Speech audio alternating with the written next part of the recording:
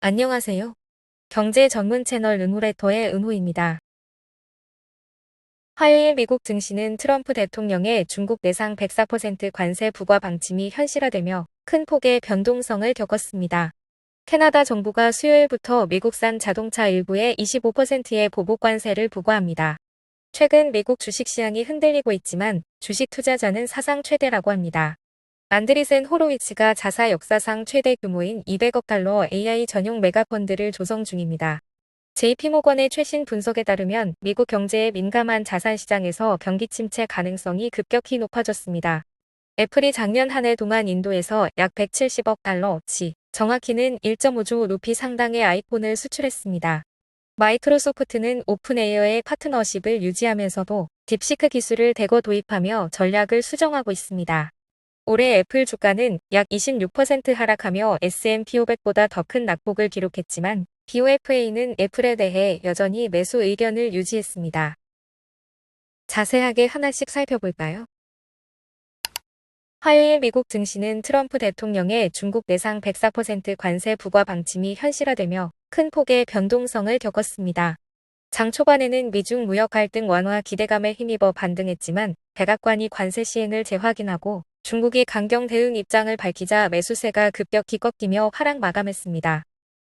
S&P 500 지수는 장중 한때 3% 넘게 반등했지만 결국 1.5% 하락해 연초 고점 대비 19% 넘게 밀리며 약세장 진입 직전에 놓였습니다. 나스닥은 2.1%, 다우는 0.8% 떨어졌고 애플은 하루 만에 4.5% 급락하며 최근 4거래일간 22% 넘게 하락했습니다. 시장에서는 정책의 불확실성이 조정의 본질적인 원인이라며 명확한 방향성이 정해지기 전까지는 이런 급등락이 반복될 것이라는 우려가 확산되고 있습니다. 특히 유동성이 얇은 가운데 알고리즘 기반 매매가 시장의 변동성을 과도하게 증폭시키고 있다는 분석도 나왔습니다.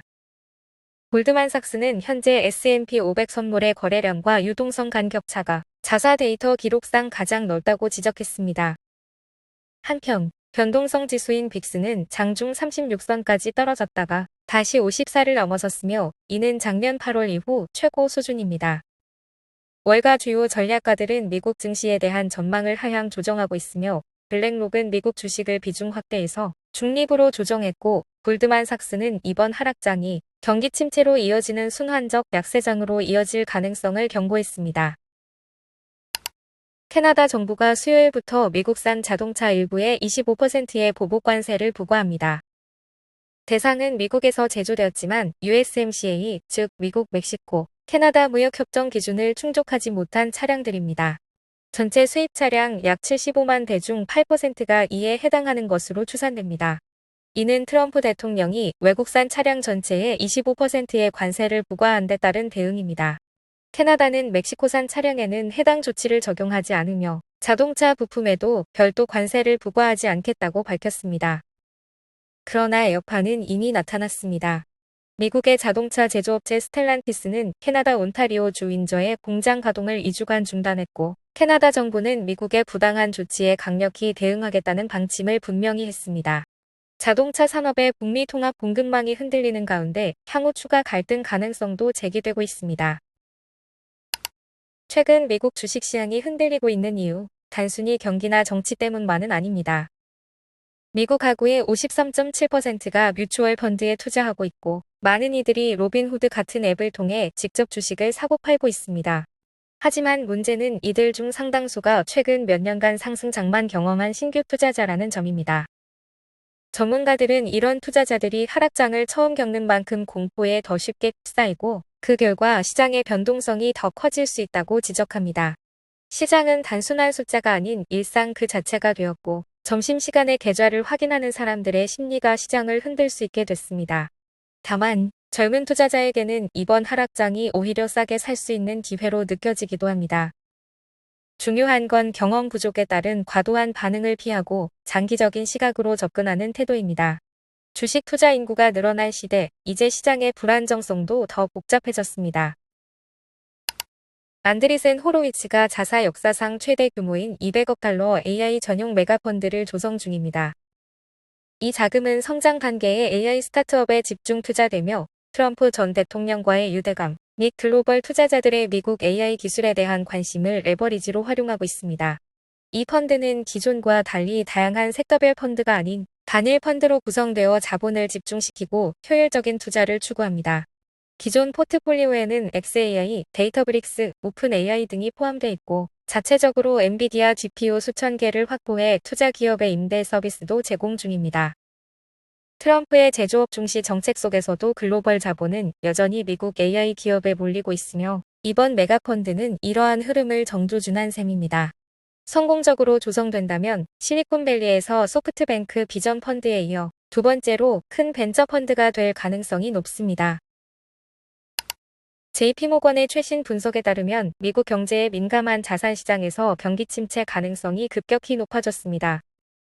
특히 러셀2000 지수는 무려 79%의 경기 침체 확률을 반영하고 있으며 이는 중소형주가 경기 순환에 더 민감하다는 점을 고려할 때 중요한 신호입니다. S&P 500 지수는 62%, 귀철금속 시장은 68%, 5년 만기 국채는 54%의 침체 가능성을 반영하고 있습니다. 하지만 투자 등급 회사채 시장은 아직 25%에 머물며 시장의 일부는 여전히 낙관적인 시각을 유지하고 있습니다. 트럼프 대통령의 104% 중국 관세 발표 이후 증시는 반등세를 뒤집고 약세장에 근접할 정도로 하락했습니다. JP모건은 이러한 가격 하락이 향후 긍정적인 정책 뉴스나 경제 지표에 따라 반등할 수 있는 여지를 만든다고 분석했습니다. 그러나 신용시장이 아직 위험을 완전히 반영하지 않은 만큼 향후 유동성 경색이나 기업 부도 위험이 본격화될 수 있다는 경고도 함께 제시하고 있습니다. 블룸버그 설문에 응답한 경제학자 중 92%는 관세 정책이 향후 1년 내 미국 경기 침체 가능성을 높인다고 답했습니다. JP모건은 글로벌 경기 침체 확률도 60%로 상향 조정하며 미국의 실질 GDP 성장률을 기존 1.3%에서 마이너스 0.3%로 낮췄습니다. 애플이 작년 한 해 동안 인도에서 약 170억 달러치, 정확히는 1.5조 루피 상당의 아이폰을 수출했습니다. 이는 전년 대비 54% 증가한 수치로 애플이 중국 외 지역에서의 생산을 얼마나 빠르게 확대하고 있는지를 보여주는 사례입니다. 중국 내 주요 공장이 코로나19 봉쇄로 마비되자 애플은 인도로 시선을 돌렸습니다. 이와 함께 인도 정부도 제조업 중심 국가로의 전환을 위해 보조금을 확대하며 애플의 협력사인 폭스콘과 타타그룹의 생산 확대를 지원했습니다. 특히 미국 트럼프 전 대통령의 중국에 대한 고율 관세 정책도 애플의 탈중국 전략에 힘을 보탰습니다. 미국 수출용 아이폰 중 일부는 인도산으로 전환되고 있지만 여전히 약 80%의 아이폰은 중국에서 생산되고 있습니다. 전문가들은 공급망의 복잡성과 인프라 부족으로 인해 단기간 내 완전한 생산지 이전은 어렵다고 분석하고 있습니다. 애플의 글로벌 전략이 앞으로 어떻게 전개될지 주목됩니다. 마이크로소프트는 오픈AI의 파트너십을 유지하면서도 딥시크 기술을 대거 도입하며 전략을 수정하고 있습니다.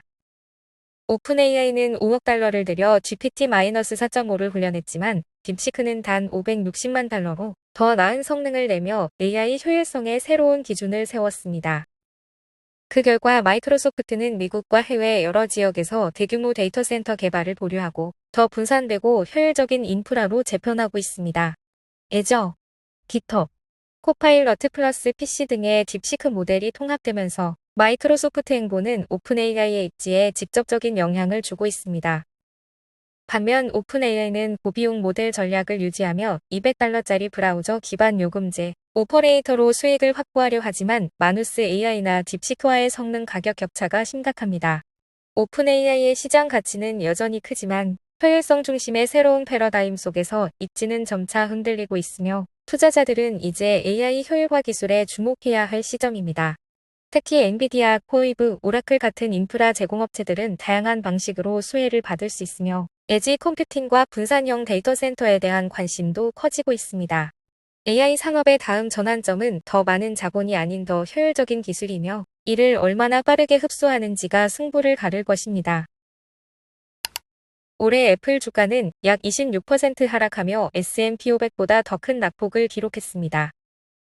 그러나 뱅크 오브 아메리카의 분석가 웜시 모하는 이 조정이 매수 기회라고 강조합니다. 그는 애플의 주가 수익 비율이 25 이하로 하락한 과거 사례들을 분석했고 그 후 평균적으로 3개월에 7%, 12개월에 17% 상승했다고 밝혔습니다. 특히 시리 AI 기능 지연과 지정학적 리스크가 하락의 원인이지만 애플은 인도 생산 확대, 가격 인상, 공급망 협상 등 다양한 대응 방안을 갖추고 있다고 평가했습니다. 또한 아이폰에 AI 기능이 본격 탑재되면 시장 수혜가 클 것으로 보이며 애플의 견고한 수익성과 현금 흐름은 이번 조정에서 주목해야 할 요인으로 꼽혔습니다. 뱅크 오브 아메리카는 애플에 대해 여전히 매수 의견을 유지하며 목표 주가를 $250로 제시했습니다. 애플 주식을 눈여겨보는 투자자라면 이번 하락이 오히려 기회가 될 수 있습니다. 오늘 전달해드릴 뉴스는 여기까지입니다. 은호레터는 투자 권유가 아닌 정보 제공을 목적으로 하며 투자 판단은 구독자 본인의 책임입니다.